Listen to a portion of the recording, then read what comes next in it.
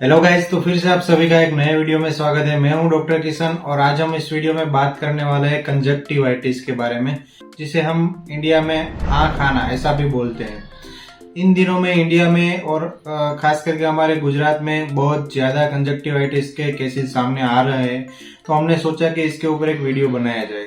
तो आज इस वीडियो में हम जानेंगे कंजक्टिवाइटिस क्या है, इसके लक्षण क्या क्या होते हैं, साथ ही में इसके कारण क्या होते हैं होने के, और इसका इलाज और इससे बचने के लिए हमें क्या करना चाहिए, क्या सावधानियां रखनी चाहिए, सारी बातें जानेंगे। तो वीडियो को लास्ट तक देखिए और बिना स्किप किए हुए देखिए दोस्तों। तो ज्यादा देर नहीं करते, चलते हैं वीडियो की ओर।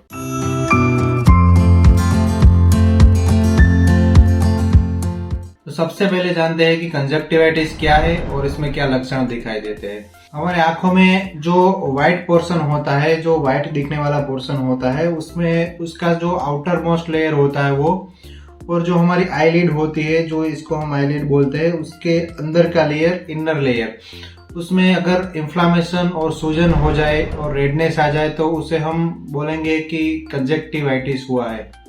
तो अब हम बात कर लेते हैं कि कंजक्टिवाइटिस में होता क्या है, इसके लक्षण क्या है। तो उसमें हमारी जो आईलिड्स होती है उसमें बहुत ज्यादा स्वेलिंग आना, रेडनेस हो जाना, यानी कि आंख पूरी लाल हो जाती है। साथ ही में उसमें बर्निंग सेंसेशन रह सकता है, दर्द हो सकता है, ईचिंग यानी कि खुजली आ सकती है, और कभी कभार हमारी आंखों में से बहुत ज्यादा पानी निकलता है।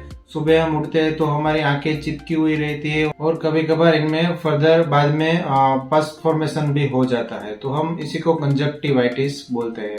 इसके पीछे कारण क्या है, इसके बारे में हम बात कर लेते हैं। तो ये कंजक्टिवाइटिस एक कंटेजियस डिजीज होता है, यानी कि एक व्यक्ति से दूसरे व्यक्ति में तुरंत फैल सकता है।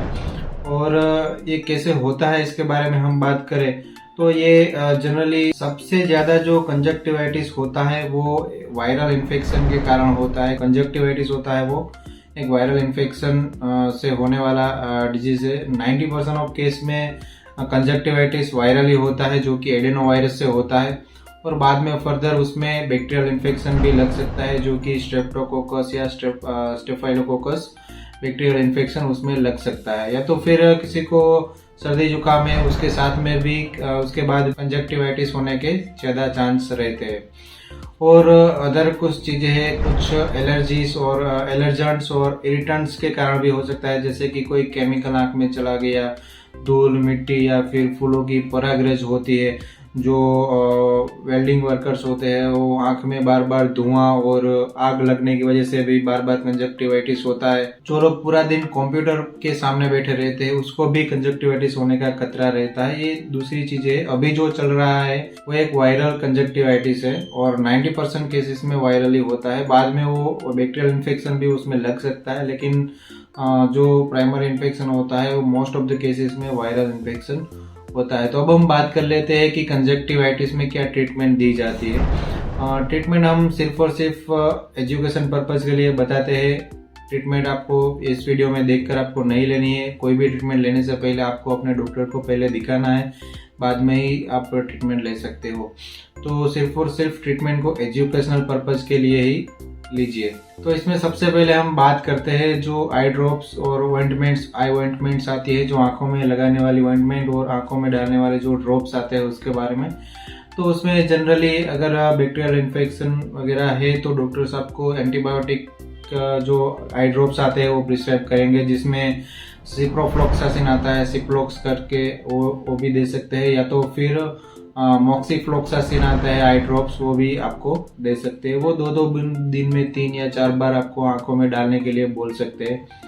और कुछ केसेस में रेडनेस और स्वेलिंग बैक्टीरियल इन्फेक्शन के साथ में बहुत ज्यादा होता है, तो उसमें कॉम्बिनेशन वाले जो आई ड्रॉप्स आते हैं वो प्रिस्क्राइब कर सकते हैं, जैसे कि सिप्रोफ्लॉक्सासिन और स्टीरॉयड ऑइंटमेंट साथ में आते हैं, जैसे कि सिप्रोफ्लॉक्सासिन और डेक्सामेथासोन, सिप्रोफ्लॉक्सासिन और बीटामेथासोन, मॉक्सीफ्लोक्सासिन और प्रेडनिसोलोन। इसके कॉम्बिनेशन वाले जो आई ड्रॉप्स आते हैं वो डॉक्टर्स जनरली जो अगर रेडनेस और स्वेलिंग ज्यादा है और बैक्टीरियल इन्फेक्शन है तो उसमें प्रिस्क्राइब करते हैं।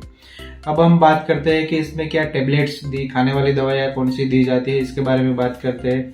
तो पेन और सूजन, जो दर्द और सूजन को कम करने के लिए इसमें नॉन स्टेरॉइडल एंटी इंफ्लामेटरी और पेन किलर ड्रग्स दी जाती है, जैसे कि एसिक्लोफेनाक और पैरासीटामोल हो गया, डाइक्लोफेनाक और पैरासीटामोल, आइबुप्रोफेन और पैरासीटामोल, ये सारी दवाइयाँ है नॉन स्टेरॉइडल एंटी इंफ्लेमेटरी दवाइयाँ, वो आपको दर्द और सूजन को कम करने के लिए दी जाती है। और साथ ही में उसमें खुजली आती है, बहुत ज़्यादा पानी बहता है, तो एंटी हिस्टामिनिक दवाइयाँ भी चलाई जाएगी, जिसमें सेट्रेजिन या तो फिर लिवोसेट्रेजिन हो सकती है या फिर कोई और एंटी हिस्टामिनिक दवाइयाँ भी हो सकती है। हम इसके बारे में डिटेल में डोजेस के साथ में बात नहीं करेंगे, क्योंकि डोजेस के साथ में हम बताएंगे तो पब्लिक ये वीडियोस देख के दवाइयाँ लेने लगती है, जिसका साइड इफेक्ट भी हो सकता है। इसलिए हमने डिसाइड किया है कि आज के बाद हम इस वीडियो में दवाइयों के नाम बताएंगे, लेकिन डोजेस नहीं बताएंगे। इसके साथ में कई बार एंटीबायोटिक्स दवाइयाँ भी प्रिस्क्राइब कर सकते हैं डॉक्टर्स। अगर रेडनेस, स्वेलिंग और साथ में अगर खुजली आ रही है, साथ में और भी चीज़ें हैं, जो वाटरी आइज है उसमें पस भी बनने लगा है, अंदर पस फॉर्मेशन होने लगा है और बैक्टीरियल इन्फेक्शन साथ में है, तो डॉक्टर्स आपको एंटीबायोटिक टेबलेट जिसमें एमोक्सिसिलिन, एजिथ्रोमाइसिन, डॉक्सीसाइक्लिन, सिप्रोफ्लोक्सासिन, इनमें से कोई भी प्रिस्क्राइब कर सकते हैं। हर एक डॉक्टर की चॉइस अलग अलग होती है एंटीबायोटिक प्रिस्क्राइब करने के लिए, तो वो कोई भी एंटीबायोटिक हो सकती है। और एक बात हम कहना चाहेंगे कि अपने आप से कोई भी दवाई ना ले। अभी कंजक्टिवाइटिस के केसेस सामने आ रहे हैं, तो हम जो प्रिवेंशन बता रहे हैं उसके बारे में आप उसके ऊपर ध्यान दें, वो सारी चीज़ें करें तो आप उससे बच सकते हैं। और अगर आपको हो गया है तो पहले डॉक्टर्स को दिखाओ, उसके बाद ही ट्रीटमेंट लो। तो अब हम प्रिवेंशन के बारे में बात करेंगे कि इसमें क्या क्या सावधानियां हमें रखनी चाहिए। तो अगर आपको कंजक्टिवाइटिस हो गया है तो आपको क्या करना है। तो सबसे पहले तो अगर आपको कंजक्टिवाइटिस हुआ है तो आपको एक कंटेजियस डिजीज है, एक व्यक्ति से दूसरे व्यक्ति में फैल सकता है। ये छूने से फैल सकता है, सामने क्लोज कांटेक्ट में आने से फैल सकता है। जो इन्फेक्टेड व्यक्ति की कोई चीज़ हम इस्तेमाल करें, रुमाल, टॉवेल, तो भी ये फैल सकता है। और छींकने से या खांसने से भी ये फैल सकता है। तो पहले तो अगर आप इन्फेक्टेड हो तो आपको गॉगल्स, चश्मा वगैरह पहनना चाहिए। अपना पर्सनल हाइजीन ज़्यादा रखना चाहिए। अपने हाथ और मुंह को दिन में बार बार आपको धोते रहना चाहिए और अपनी चीज़ें दूसरों को इस्तेमाल करने नहीं देनी चाहिए। और आपको बहुत ज़्यादा भीड़ भाड़ वाली जगहों पर नहीं जाना चाहिए, जिससे कि आपका इन्फेक्शन दूसरों को ना फैले। और अगर आपको नहीं है तो आपको क्या चीज़ें करनी है, तो भी आपको यही चीज़ें करनी है कि आपको जिन भी लोगों को जो इन्फेक्टेड व्यक्ति है उनके कांटेक्ट में नहीं आना है, या तो बहुत ज़्यादा भीड़ भाड़ वाली जगह पर नहीं जाना है, पर्सनल हाइजीन मेंटेन करना है और अपने हाथ और मुंह को दिन में 3-4 बार या जितनी बार आप बाहर जाओ उसके बाद अच्छे से साबुन से वॉश करते रहना है। एक बात है कि जो इन्फेक्टेड पर्सन है उसको बार बार अपने आइज़ को टच नहीं करना चाहिए, बहुत ज़्यादा खुजाना नहीं चाहिए, उसके इन्फेक्शन और सूजन वगैरह बढ़ सकती है और खुजली भी बहुत ज़्यादा आ सकती है। तो ये था कंजक्टिवाइटिस के बारे में। होप आपको वीडियो में कुछ इन्फॉर्मेटिव जानने को मिला होगा। अगर आपको वीडियो अच्छी लगी हो तो प्लीज़ वीडियो को लाइक करें, शेयर करें और आपको वीडियो से जुड़े कोई क्वेश्चन है तो नीचे कमेंट बॉक्स में कमेंट करें।